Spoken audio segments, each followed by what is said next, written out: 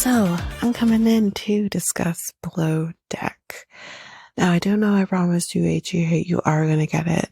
Probably, definitely tomorrow, I'm hoping. This week is a crazy week, but I am doing my best. So, let's just quickly go over Below Deck.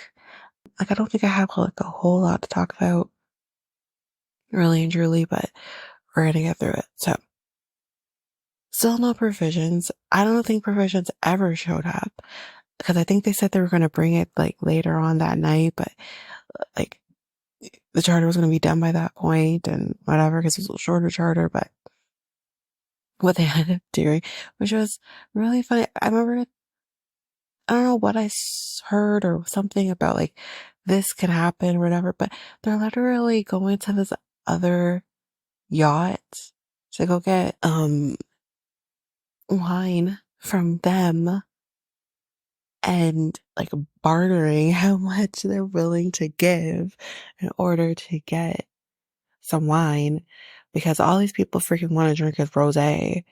So yeah, I mean, good for them for getting it done. How did Sandy's get the wine or don't come back? So that's great. At least they kind of ended it off with some wine. It's great. So that's basically it for that. Now, the whole thing with the not waking Jono up and everything like that, what I didn't remember is that it's literally on their preference sheet that they wanted to have late night snacks. Now, to me, late night snacks don't include macaroni and cheese and grilled cheese. What? Those two things don't go together. But whatever. He could have prepared something before going to bed. But on the end of the day, I 1,000% agree. He should not have been woken up. Here's what I'm going to kind of combine everything. So I love how the boss then went to Sandy because she probably never would have known otherwise and said, I don't know, I feel like I had some kind of fever dream. Someone was coming into my room to wake Jono up. I don't know what was going on. Because I was wondering how the hell he didn't wake up through all of this. But anyway, so that's how she finds out. And then, Jono is, telling Aesha. And then eventually I think he does talk to Sandy. I can't remember. And yeah, she's maybe just prepare some sandwiches to be paninied and then go to bed. So it's not like she didn't suggest something to him to do to make it easier for them. But at the end of the day, you still can't wake him up. And I'm going to say why. Now, I know there's been some, I've never seen her say wake up a chef before, but I know there's been at some point in the last 9 seasons that she's done it. Maybe that's changed over the years. We don't know. But here's what I'm going to say. I'm going to get to it in a minute. But her complaining or crying because Captain Sandy said something at all is ridiculous to me. She's literally saying he's going to prepare stuff at night to make things easier. And she still wants to fight with her.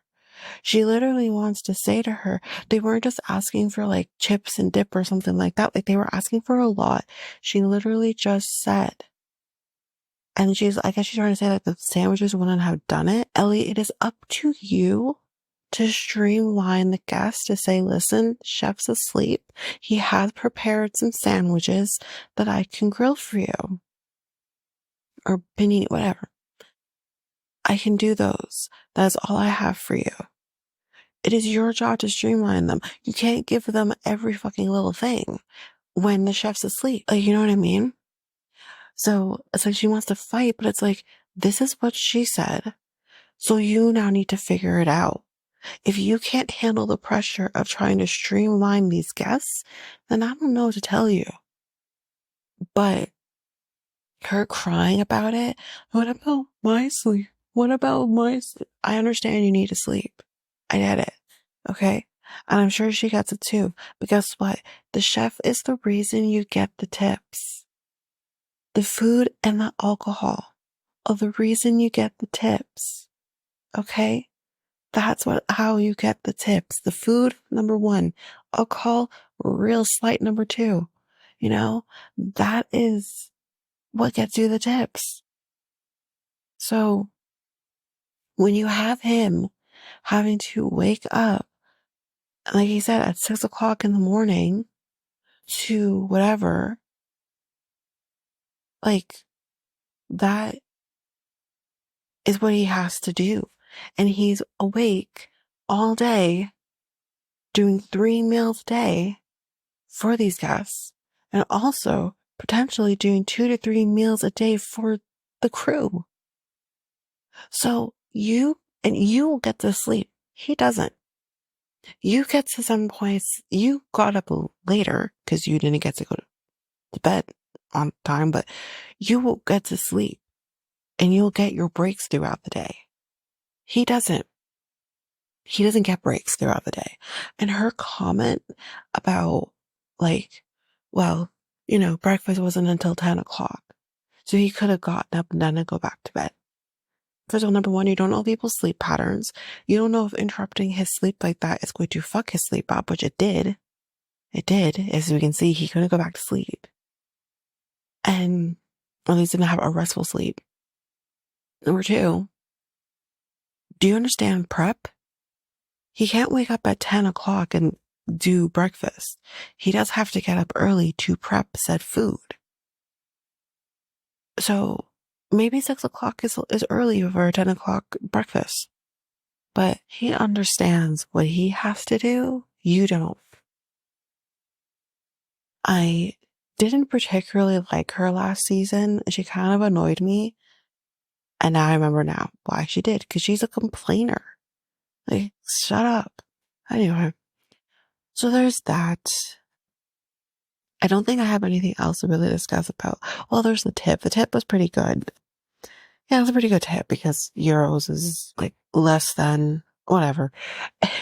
It was a good tip, so that's good. Thank you, Ashley, for your service. Let's move on. So then I was like to go out, I have fun, which is nothing really I want to talk about with that. But Gail and one of the crew people, I can't remember his name now. He seems to be really into her. Doesn't give a shit that she has a boyfriend. Whatever. And they're going to go have sex, right? That's what's going to happen, right? Or at the very least, they're going to like make out, right? Like something's happening. Because what the fuck? Am I too old that I don't understand the euphemism of strawberries? What's going on? But like, she has a boyfriend. Do you think speaking in code is going to make him not realize that you potentially cheated on him? I mean, they're probably not together now. Like, let's be real. But I'm just trying to say, like, really? What is happening? Anyway. Yeah, I don't know what they're gonna go do. I don't know. I'm gonna assume that if you're trying to find a place with no cameras, that's what you're gonna go do. Also, I don't judge anyone. Do what you gotta do, but like, I mean, they've only been together, her and her boyfriend, for 5 months, and it's been long distance, I think, most of that time, so whatever. You don't know him. You just got here. Give it a minute, let him work for it, you know what I mean? You're just giving it up to him. Like, you have him in the palm of your hand, girl. Play with him a little bit. At least wait till after the next starter, you know? You go out the next time. We're just going to be in a couple of days. Let him work for it. My goodness. Anyway. Whatever. We're going to see that shit show, and it's going to be great. But that's basically all I have for this episode of Below Deck. Not a lot, but yeah, I think that's basically it. So yeah, I'm going to do my best to get as much out to you as I can. Not unfortunately, that's the wrong word to use. My brother is graduating from college tomorrow. We're recording this on a Thursday, so there's not going to be any action from me at all tomorrow, but so I'm hoping to get episodes out to you so that I can episodes done and get them out to you so you're not feeling the difference. But I will do my best. But yeah, that's basically it. Yeah. I'm gonna end it off with the outro, and that's basically it. So that's it for Below Deck for this week. So if you like what you heard, please rate, review the podcast on either Apple Podcasts or Spotify. Also, don't forget that you can also share us with everyone in your life if you really love this. And I do want to read those reviews. I'm definitely getting 5-star ratings, but I want to read those reviews. So send me those reviews and I will read those 4 and 5-star reviews on the podcast. Also, we're on every one of your favorite podcast apps. Every one of them, including you can find us on YouTube at Reality Tea Times 2. If you want to connect with us, you can do so by going to either Facebook or Instagram at Reality Tea Times 2. You can also find us on Twitter, TikTok, Reddit at Reality Tea Times 2 pod. We also have our email, which is at realityteatimes2 at hotmail.com. Definitely want to hear from you guys. And we also have our new website where you can listen to all of these episodes. You can review the podcast on there as well. You can connect with me in any way, all the stuff. It's all there, and you can find me there at www.realityteatimes2, all spelled out, .podpage.io. It's there. And don't forget, I also have my other podcast with my friend Mikkel, Next Take Podcast, where we talk about all kinds of different topics. But you can find us on any of your favorite podcast apps over there as well. Or you can also go to YouTube, and you go to Next Take Podcast, as well as our website, which is solo.to/Next Take Podcast. So yeah, there's that, and that's basically that. And again, don't forget, if all of this information is overwhelming, we do have all of the links, everything in our show notes. But that is it for now, guys. Thanks. Bye.